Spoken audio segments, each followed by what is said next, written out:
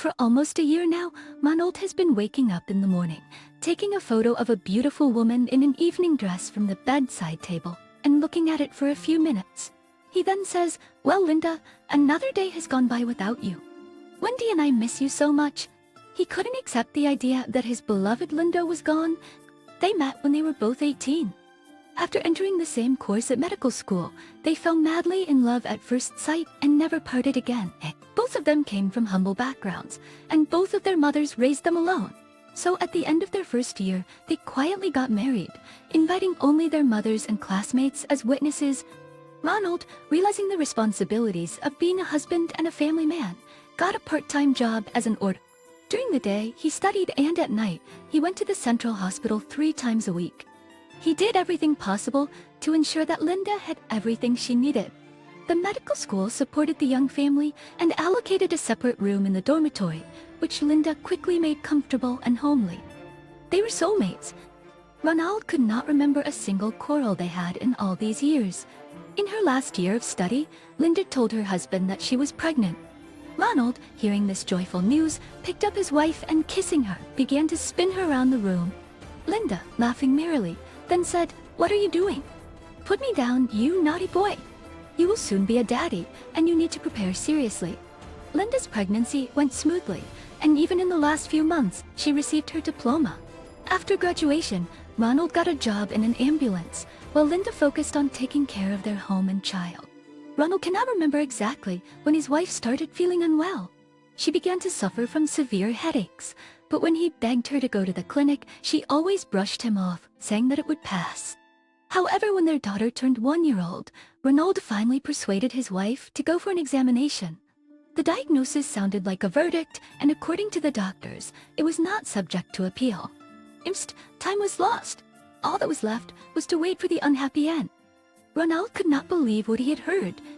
Even now, after the passage of time, he could not forgive himself for not urging his wife to get examined at the first sign of trouble. Although, according to the experts, there was nothing that could be done. Ronald did his best to take care of his wife. He himself made drips and injections. At night, with every breath she took, he was ready to provide any help. With his medical knowledge, he understood that all his labors were in vain, but his heart hoped that love and care could create a miracle and Linda would live. But no matter how much he believed in it, one morning Linda, his beloved wife, was gone. She died quietly in her sleep, without a single moan or sigh. Waking up, Ronald almost immediately realized that a terrible thing had happened. He did not remember how long he sat at his wife's bedside, rocking her from side to side with a lump in his throat that prevented him from bursting into tears. Everything after that was like a dream, as if it didn't happen to him. The funeral, the wake, Wendy's crying, insisting on seeing her mother and saying, "I want my mummy, I want my mummy." She tugged at her father, crying silently and not realizing with her childish mind that something irreparable had happened. She begged, "Daddy, where is Mummy? Let's go to Mom." Rana didn't know how to explain to a 3-year-old child that her mother was gone and would never be around again, so he told her something about the sky, where her mom would now live. Becky perplexedly asked, "Why didn't she take us with her? Didn't she say she loved us?" Ronald, wiping his tears, explained that it was so, but how her mom would be taking care of and protecting them from above. What else could he say to a little child? The first 6 months after his wife's death felt like hell. Whenever she could, Ronald's mother came to help with her granddaughter. He had not seen his mother-in-law since the funeral. When he called her once, she gave a short answer, "I'm fine. I just want to be alone." But one day, arriving at the cemetery, he did not recognize her. The woman, who appeared to be 10 years older, was adjusting the flowers on the grave with trembling hands. Having lost her only daughter, she had gone from a blooming 51-year-old woman to a thin, gray-haired old woman overnight. Immersed in his grief, Ronald never once thought that his mother-in-law was in much more distress and might need help. They sat on the bench by the grave for a long time that day, and Ronald persuaded his mother-in-law, "Helen, you can't let this kill you. Your face shows it. You're putting yourself in the coffin. Linda will not return, and you have a granddaughter who's growing up." The woman suddenly looked up at him with tears in her eyes, and after silently looking at him for a couple of minutes, quietly asked, "How is she? I would like to visit you on weekends, if you don't mind." Well, of course, Ronald immediately replied, "She is your only granddaughter who loves you very much and is waiting for you." On the weekend, she really came to visit. Ronald was surprised at the changes that had taken place. The woman's hair was dyed a beautiful brown color. Instead of a black, faded floor-length dress, she was wearing a gray pantsuit. Ronald was at home and, opening the door, said cheerfully, "Good afternoon, Helen. You look great. This hair color suits you very well. By the way, we were just about to have breakfast. Please join us."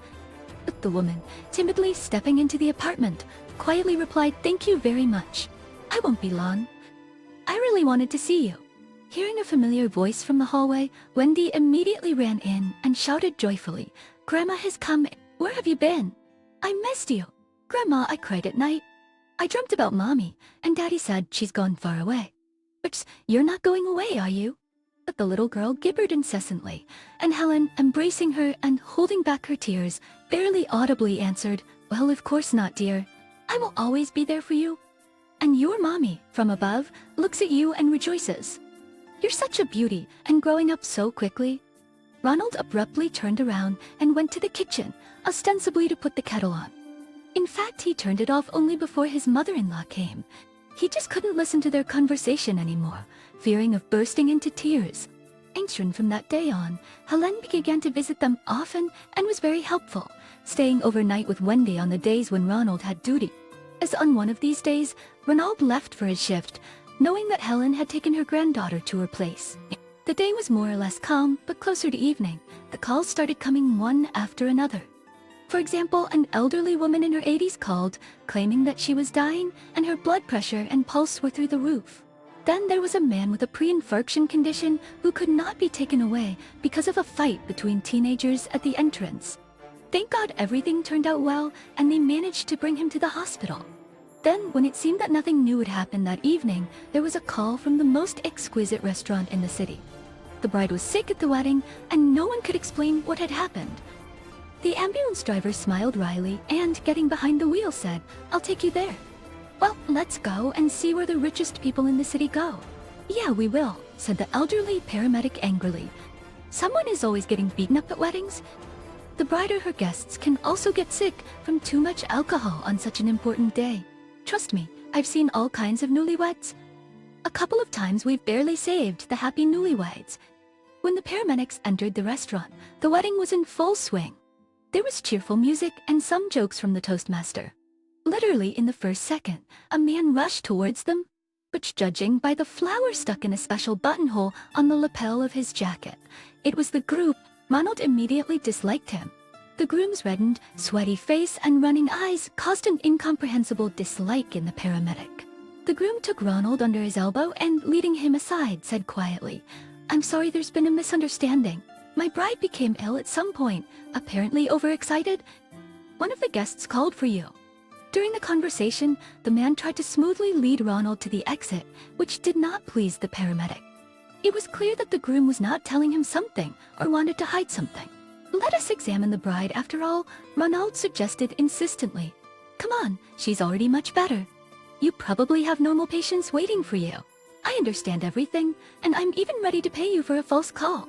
Saying this, he pulled out a weighty stack of banknotes from his pocket and added, "I hope there's enough here for you and your colleagues."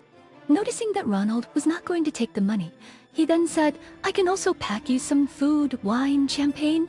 Come home, make your family happy, and drink to our health with your wife." At the mention of his wife, Ronald literally twitched with distaste for this slippery man. It was unclear to the paramedic why this newlywed was suddenly so fussy and literally trying to get the medics outside. He clearly did not want them to see his bride. Ronald was very suspicious and decided to make sure that the woman was all right. Silently nodding to the paramedic standing next to him, he went to the place where the wedding was taking place. The guests appeared to have been celebrating for hours. Some of them were dancing in the center of the hall, while others continued to raise glass after glass. The tables were bursting with abundance. Swallowing saliva, Ronald remembered that they had not even had time to have lunch that day. He drank only a cup of coffee and ate a sandwich. Finally, he saw the bride sitting at the head of the table, obviously not feeling well.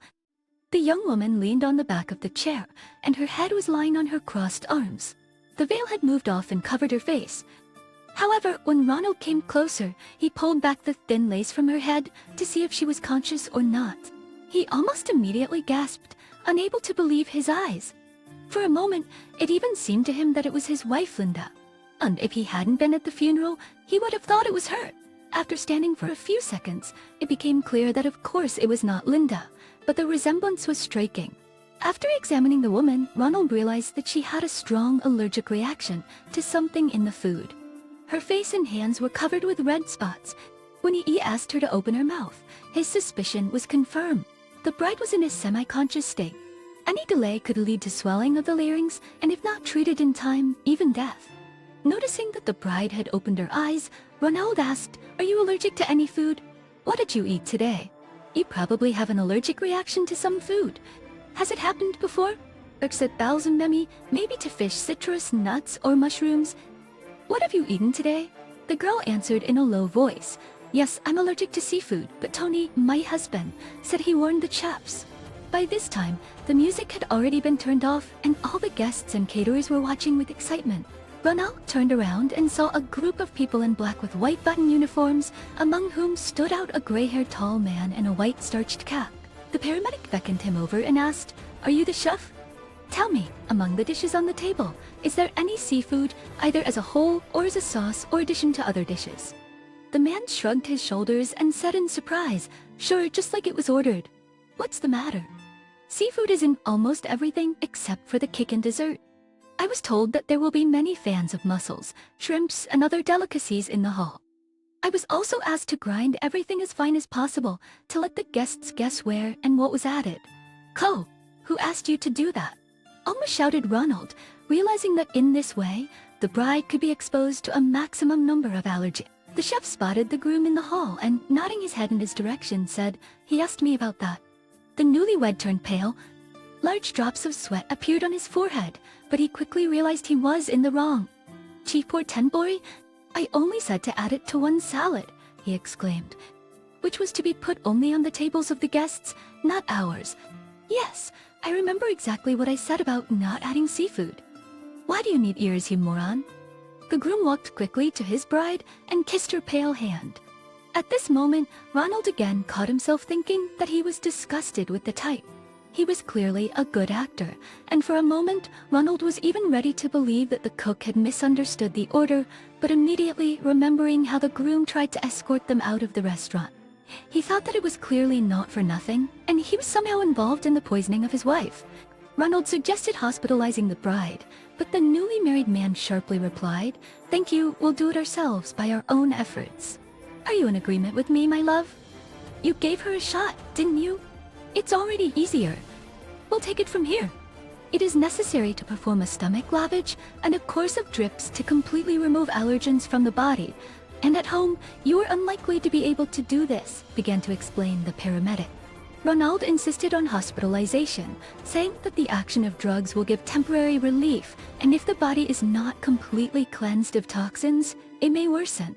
The groom resisted for some time, but the persistence of the paramedic and the persuasion of the concerned guests did their job, and he and his bride eventually consented. However, he did not even agree to go with them, saying, "Do you realize that someone will have to end our wedding party? I can't leave our guests alone." Ronald wondered how a supposedly loving and caring husband could think about this when his wife was in such a serious condition. But on the other hand, he was even glad that this type would not go with them. He liked the dodgy groom less and less by the minute. Finding himself alone in the ambulance with the woman, Ronald could not help but notice the painfully familiar facial features. While the patient lay there with her eyes closed, he thought that there were many similarities with Linda. The only difference was the girl seemed a little older than his wife. The injection given in the restaurant relieved the patient's condition, and she could already talk. Filling out the necessary documents for hospitalization, Ronald learned that her name was Michelle, and she was 2.5 years older than Linda.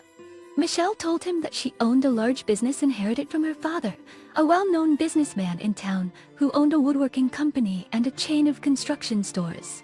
A few years ago, he died suddenly of a heart attack, and she inherited it all. "And what about Mom?" Ronald asked, "Is your mother still alive?" "No," replied Michelle sadly. "I have never seen her at all. Dad did not like to talk about it, and only my nanny, who raised me. once said that she died very young, supposedly from some disease. She didn't say what it was, and that's all I know, so I'm the only one in the whole family. Michelle finished sadly, but then smiled and added, although now I'm married and have a husband. Tony is an excellent man, and he loves me. Ronald did not express his assumptions about this man, deciding to check everything thoroughly. When they reached the clinic, his shift was ending, and knowing that his daughter was under the care of her grandmother, he decided to stay with Michelle for a while. She immediately underwent all the necessary tests and was put in a ward with an IA drip.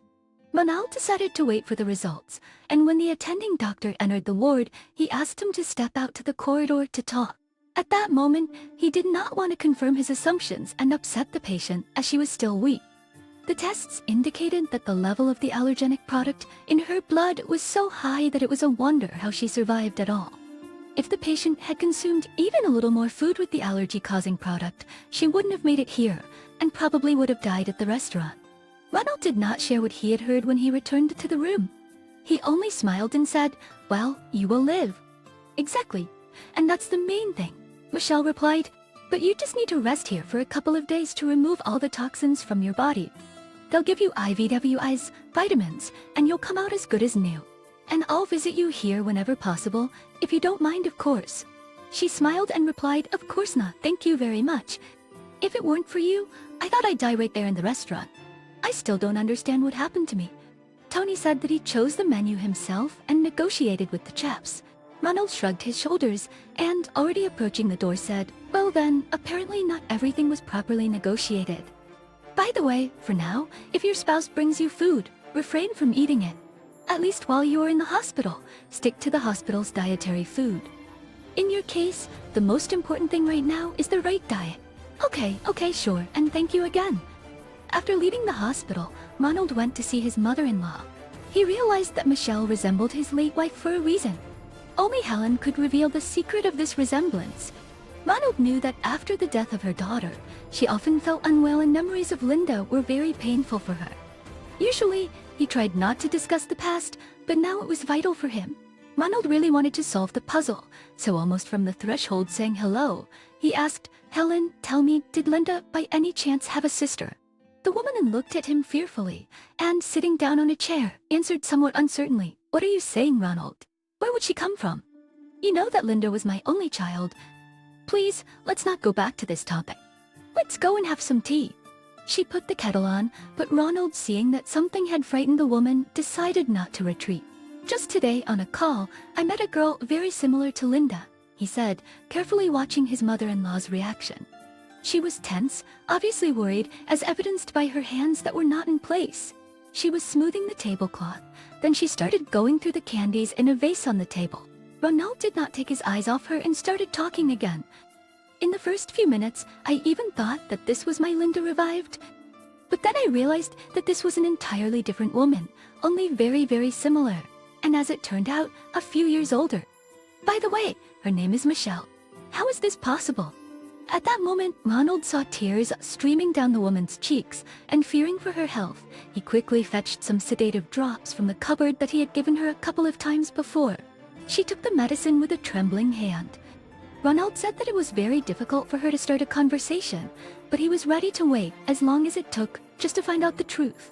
And for about 5 minutes, Helen sat silently, folding her hands in her lap, and then quietly began to speak. "Once upon a time, I came to the city from the countryside. My parents died in a car accident when I was not yet 5. I was raised by my grandmother. After graduating from school, I dreamed of going to college, but life took a different course. In that year, when the last bell of school rang for me, my grandmother became very ill and went blind. Of course, I could not leave her, so I got a job on a farm and stayed in the village, saying goodbye to my dream of becoming a teacher. For 2 whole years, from dawn to dusk, I worked in the cowshed, and then all night long, I was on duty at my grandmother's bedside. At the time, I thought it would never end like that, and then I buried my only close person and was left all alone. There was nothing to keep me in the village anymore, so I went to the city. It seemed to me that life here was much better and easier, so I decided to start from scratch. When my granny was still alive, having learned about my dream to leave, she wrote a note to a distant relative with a request to help me if possible. outright from the train station, I went to the address on the back of the note. I wasn't certain if this person still lived there, but I was lucky. Mary, whom I had a hard time finding, immediately agreed to help me and even offered me shelter for the first time. At that moment, she lived alone as her husband had passed away, and her 2 sons were serving in the military in different parts of the country. Mary worked for a well-to-do family as a housekeeper, and after a few days, she arranged for me to stay in the house of a businessman. The cottage was big and beautiful. I had only seen such houses on TV before, and the family consisted of only 3 people who were very kind and easy to communicate with. Mr. and Mrs. Griffin and their little daughter immediately became dear to me. Initially, they took me in as a housekeeper, but after a month of observing me, they offered me a full-time position as a babysitter for their little girl. I gladly agreed, because in this case, I did not have to worry about where to live or pay for housing. The daughter of the owners was an angel and did not cause any trouble. Mr. and Mrs. Griffin treated me very well, and I tried to do everything perfectly. They became like family to me. Mrs. Griffin treated me not as a servant, but as a friend. We often drank tea and chatted about everything in the evenings when Mr. Griffin was at work. On one such evening, Mrs. Griffin, with a mysterious smile, said, "Helen, I went to the doctor today and found out I'm pregnant again. I want to make my husband happy. He's wanted a son for a long time." I was pleased with this news and prayed that God would bless them with a boy. Helen was silent, as if remembering that time. Ronald poured a glass of water and handed it to her, and she looked at him gratefully, took a sip, and continued. Mr. Griffin was thrilled to learn such news and surrounded his wife with increased attention and care. However, after a while, upon learning the result of the ultrasound, he was a little upset. The study indicated that the family would have another girl, but he reassured his wife, saying that they could still have a whole soccer team. Mrs. Griffin laughed for a long time and said that with such a husband, she was ready for anything. And in due time, Mr. Griffin took his wife to a good clinic, and we began to wait, preparing to meet the baby. On the day when Mrs. Griffin went into labor, Mr. Griffin couldn't sit still, as if he had a premonition of something. He wandered from corner to corner, waiting for the call. He'd called the ward 3 times before, every half an hour, and they told him not to worry. They said he'd get a call as soon as the labor was over. I tried to calm him down as best I could. I said that this was the 2nd time that they had gone through this, so everything would be fine. But it was like he didn't hear me. I will always remember that phone call. Mr. Griffin picked up the phone, and after listening to the speaker on the other end, he slumped to the floor, continuing to hold the phone, and began to howl. Helen stopped talking and looked at Ronald with eyes full of tears, and then continued. You can't imagine what a terrible scream came out of his chest. I then, without guessing about anything, one thing was clear, something terrible had happened. I gave him a sedative. I called the hospital. After explaining the situation, I learned that Mrs. Griffin could not give birth for a long time. Doctors spent several hours trying to help her. In the end, the baby was saved and Mrs. Griffin passed away at that hour. You can't imagine how much Mrs. and Mr. Griffin loved each other. The loss of his wife was an irreparable loss for the man. In the first days after the tragedy, I was even afraid that he went crazy, but thank God it did not happen. Gradually, he returned to work. We took the newborn from the maternity hospital, but the owner literally hated this child. Every termite mix, every time he saw her at home, he clenched his fists and tears came to his eyes. Sometimes he called the little girl a monster who killed his wife, or angrily said that he'd rather his wife had survived than the little girl. And once, a couple of weeks after his wife's funeral, he said that he intended to give the newborn to the orphanage because he didn't want to see her in his house. I cried all the next night. I felt so sorry for the innocent child. The girl was very much like Mrs. Griffin. Apparently, it reminded the owner even more of what had happened. In the morning, I tried to persuade him again, but realizing that he would not change his mind, I asked him to give the girl to me. Ronald did not even notice how he took a glass of water from the table brought by his mother-in-law and took a few greedy sips. His mouth was dry from excitement. He could not believe what he had heard. But Helen could no longer stop and continued. I then begged for the opportunity to experience motherhood. I even told him that after school, I met with a young man, got pregnant, but had a miscarriage, as a result of which the doctor said that I could not give birth. Mr. Griffin was so angry with the little girl that he did not hesitate to say that the main thing for him was to get rid of her. I was not supposed to have this girl in my house. I was surprisingly quickly granted guardianship over Linda. That's when I gave her that wonderful name. Leaving the house of a businessman with a child in my arms, I promised her to be the best mother. And I made him promise to never think of us or look for us. He said he would be happy to do that. And that's how it has been all these years. I never saw him or Linda's older sister again. I raised Linda alone. I was happy when you got married and gave birth to my granddaughter. And then my Linda was gone. That's how she was given to me by God and taken away. Ultimately, Helen said, tears running down her cheeks. Ronald sat thinking over what he had heard. It turned out that the bride from the wedding saved by him was the elder sister of his deceased wife. From the first moment he saw her there, in the restaurant, he realized that this could not be a mere coincidence, and now it had been confirmed. The girls were sisters who did not know of each other's existence. Leaving his mother-in-law's house, Ronald sat on the bench outside for a long time and thought about his wife. He was sorry that all of this became known after Linda's death. She, poor thing, had never learned that her older sister lived in the same city. Deciding not to delay and tell Michelle everything, he went to the hospital the next morning. By a strange coincidence, while he was waiting for the bus, his gaze was drawn to a couple kissing in a parked black car. The man's face seemed familiar to Ronald. What a surprise when he saw the groom from the previous day's wedding get out of the car. He no longer resembled the anxious, teary-eyed spouse of the poisoned woman.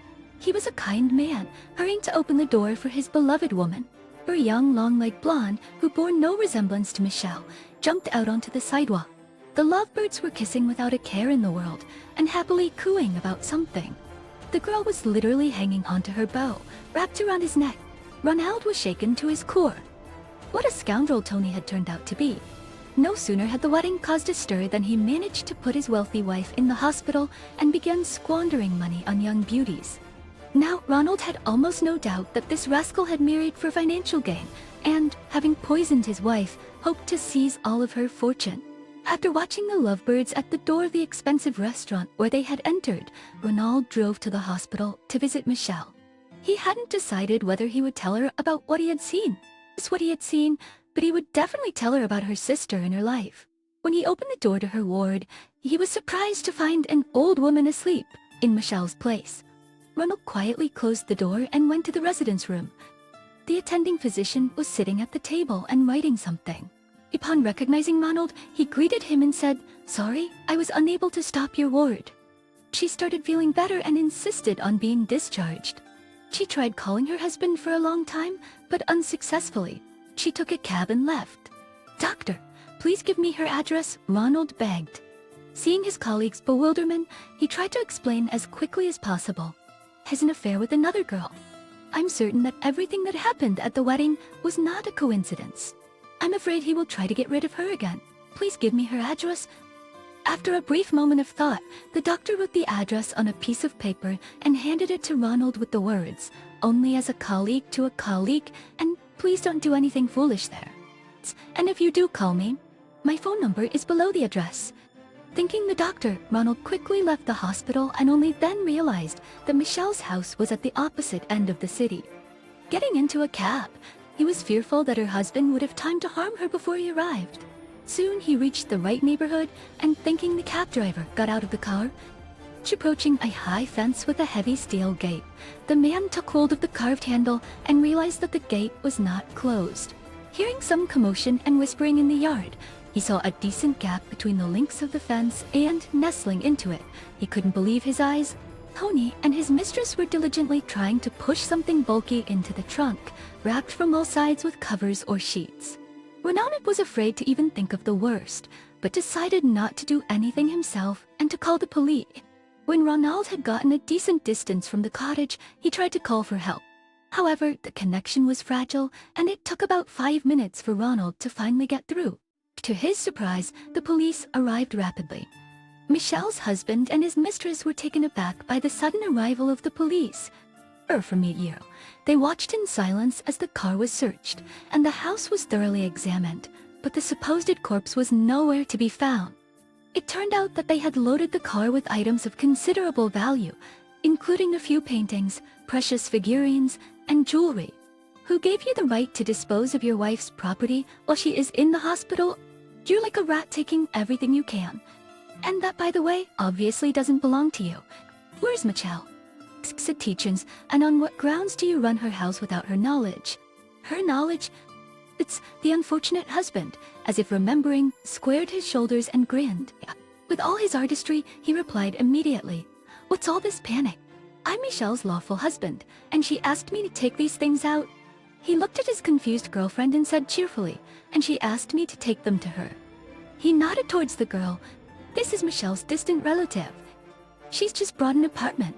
Michelle, out of kindness, decided to give her all this." Ronald was once again amazed at how this slippery character easily managed to get out of any of the most ridiculous situation. This time too, the police officers saw nothing illegal in his actions, checked his documents, and Ronald felt that there was something wrong. While he had been getting here and dealing with the law enforcers, Michelle could have come here 100 times already. The attending doctor heard that she had called a cab to this very address. There could be no doubt Michelle was here, and those scoundrels had done something to her.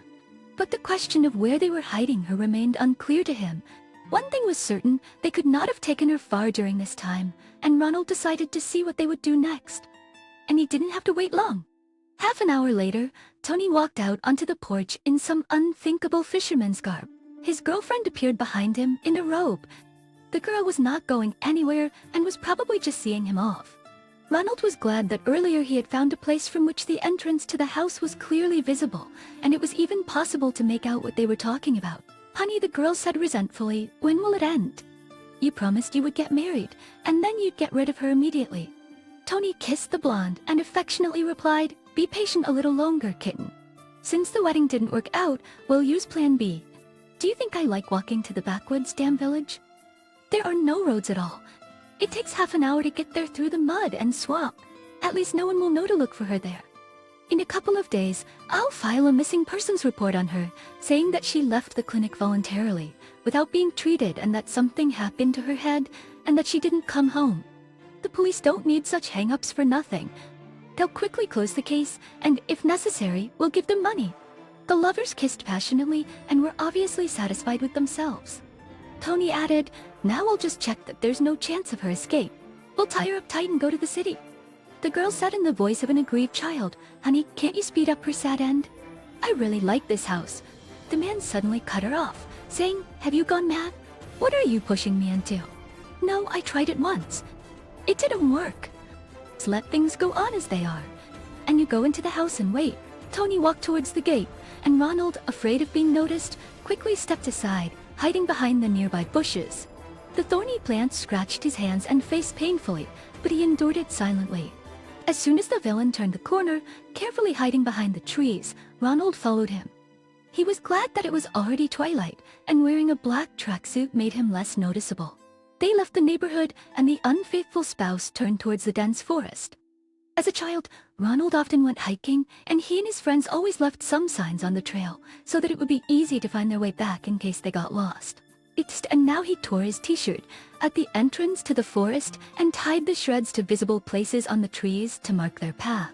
Ronald's shoes were clearly not designed for hiking through the swampy forest, and after about 10 minutes, he realized why the villain ahead of him was wearing fishing boots. Ronald's legs were wet and muddy, covered with swamp silt above his knees. The sneakers were unbearable. He thought about taking them off, but at some point, while stepping in the darkness on a protruding branch, he almost cried out in pain and immediately changed his mind. In the darkness, he tried to tread quietly and was grateful that Tony, who was walking 20 meters ahead, was lighting their way with a lantern, the glow of which served as a beacon for Ronald. He didn't know how long they walked, but it was certainly not less than half an hour. Eventually, they arrived at a village in the forest. 5 almost ruined houses stood among the trees. It was clear that no one could live there. One had no roof at all, and another had broken windows scattered on the ground. In the evening light, everything looked bleak. Ronald thought that people hadn't lived in these places for many years. As if he sensed something, Tony stopped and looked around, shining his flashlight. It took 1 second more, and the beam would have illuminated Ronald, who had no time to hide. But someone from above decided to help him. The flashlight, blinking sharply, turned off. What a mess.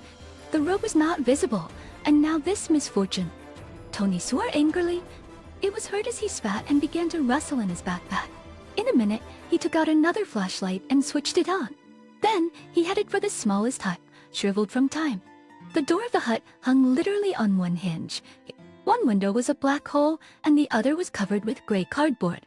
Ronald began to look for an opportunity to see what was going on inside, and this time he was lucky again. At the slightly open window, one corner remained uncovered, and he leaned against it. What he saw shocked him. Michelle was sitting on the dirty floor, leaning against the wall, trying to say something to Tony, but the gag that tightly covered her mouth made it hard to understand her. Her rogue husband, pulling out a rope from his knapsack, began to speak with hatred. "Why are you making noises?" he asked.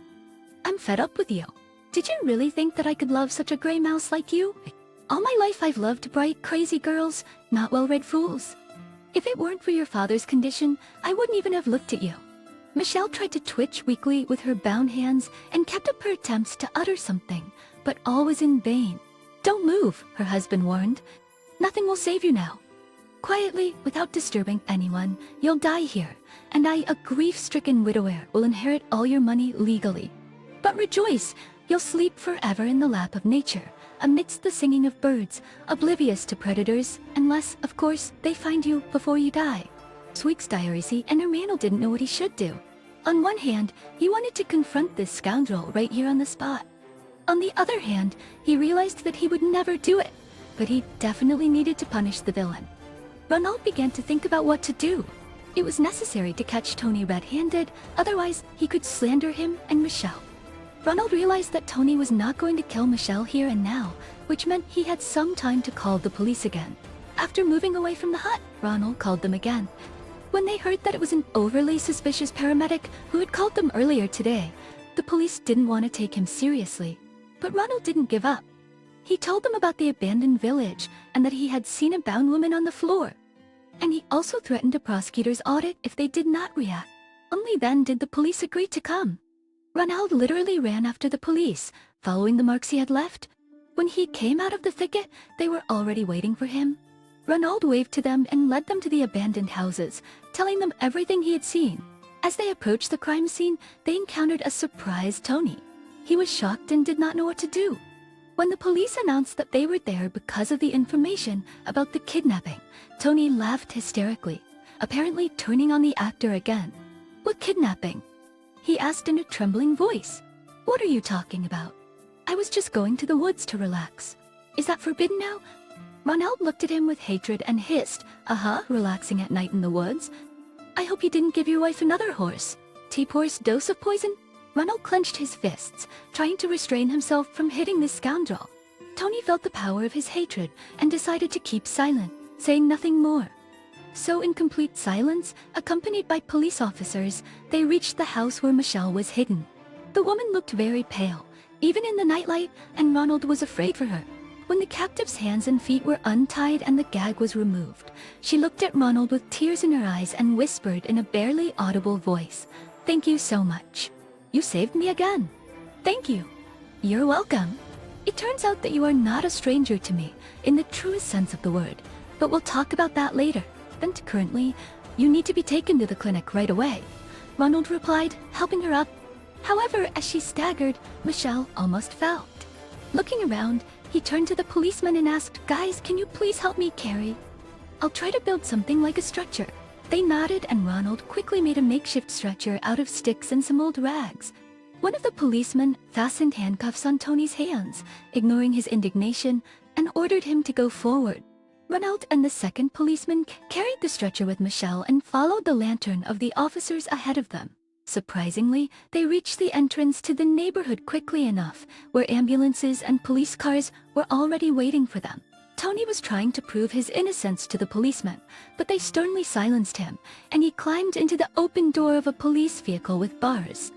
One of the policemen who helped carry Michelle approached the ambulance, where the poor captive was already lying down.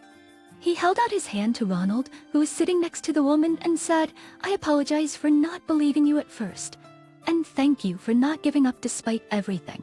Addressing Michelle, he added, "You are lucky to have a savior, and you don't have to worry about your scoundrel husband. He and his girlfriend will be punished to the fullest extent of the law. I think in the next few years, they'll be able to see this guy as free men." The officer left, and Michelle looked gratefully at Ronald and spoke in a low voice. "You've done enough for me. Maybe you shouldn't go to the hospital.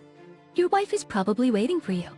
Hearing the mention of Linda, he swallowed hard and, after a moment of silence, replied, "I have no wife. It's been several years since she passed away." He placed his hand on Michelle's and smiled sadly. "Now I won't let you leave this world early, and I'll try to see to it." Michelle smiled and, exhausted, closed her eyes. At the hospital, she was put under the doctor's care, and Ronald finally went home. He arrived when it was nearly 2 a.m. and had to be up for duty at 6 a.m. As he looked into his daughter's bedroom, he saw the grandmother and granddaughter sleeping together. At that moment, he felt grateful that his mom lived nearby and could help him out if needed. After a couple of hours of quick sleep, he got up, brewed himself a cup of coffee, and started getting ready for work. A sleepy mom came out of the nursery and whispered, "Son, where have you been? What happened? Are you okay?" Ronald hugged his mom and said, "Thank you for being by my side. I'm sorry, I had a tough day yesterday and I ended up staying out late, but everything is fine now, thank you." His mother smiled and gave him a kiss before going to her granddaughter's bedroom. At that moment, Ronald envied them both, for they could have slept for another hour and a half. Without even having breakfast, he went to work. For the first couple of hours, his mind was on Michelle. He wanted to go to the clinic where she was lying, but work was too demanding. During his lunch break, he called the clinic to find out how Michelle was feeling. She felt much better, and the nurse on duty even said that she had enjoyed breakfast. After his shift, he stopped by the daycare center to pick up his daughter and immediately hurried to the hospital. Dr. Teachins, on the way, he explained to Wendy that they were going to check on her aunt, who was very sick. His daughter, in a daze, asked, "Sick like Mom? Will the aunt also go to heaven?" The question was like a stab in the heart for Ronald. He stopped immediately and took his daughter in his arms to explain. "No, sweetie, Auntie will be okay, and we'll help her get better. We need to visit her, bring her some goodies, and she will definitely recover." The daughter looked at him slyly and asked, "Let's buy her my favorite cake, and she will get better right away. You'll see." Ronald laughed at her. After buying flowers and a cake, they arrived at the ward. When Ronald opened the door, the doctor stood next to Michelle's bed and scolded her. Hearing the sound of the door opening, he turned around and indignantly said, "Ronald, only you can stop her. She came back here again yesterday, and now she only cares about her business and doesn't give a damn about her health." As if making way for the visitor, the doctor headed for the door, saying menacingly, "Talk to this stubborn girl." Seeing Wendy look at him fearfully, the doctor corrected his glasses and added, "And take this nice little lady to me. I happen to have a small but delicious pie." Peeking at the girl, he left the ward. At that moment, Wendy looked at Michelle for the first time. The little girl's lips trembled. She squeezed her father's hand and faintly asked, "Daddy, is it Mummy back?" "Mummy, Mummy." She rushed to Michelle, who was sitting on the bed in bewilderment, and pressed herself against Michelle's chest, beginning to sob. She cried, and through her sobs kept saying, "Mummy, don't leave us anymore. I feel terrible without you." Michelle, being in shock, automatically stroked the girl's head. Looking at Ronald with a questioning look, she saw that he was also in shock, but gave her some signs. At that moment, the nurse who came in, realizing that it was necessary to calm the child, managed to distract her, and talking about something in a whisper, took her out of the room. As soon as they were alone, Ronald told Michelle about her sister, her mother's death, and her father's decision to get rid of Linda. Then they sat and cried as Ronald talked to her about how he had met her sister, how they had loved each other, and how she had suffered before her death. Several years passed. Michelle became an integral part of the lives of Ronald and little Wendy. The man who loved his dead wife fell in love with her sister, and Michelle responded with reciprocity, but having not an excellent experience of marriage. For some time, she refused to marry, although Ronald proposed to her several times. "Well, it is possible to live independently of the stamps in the passport," she used to say to Ronald, but when she informed him that she was expecting a child from him, he categorically stated, "So what? Will a son be born without a father? Or maybe you don't like the fact that your husband will be a simple paramedic." He playfully, sternly began to step on Michelle, and she jokingly waved her hands and laughed. I agree, the happy woman said, wrapping her beloved's arms around him. A year later, in a cottage community outside the city, while the parents were at work, two happy grandmothers fiddled with two twins, and Wendy helped happily as a caring older sister, now and then wiping the boys' noses.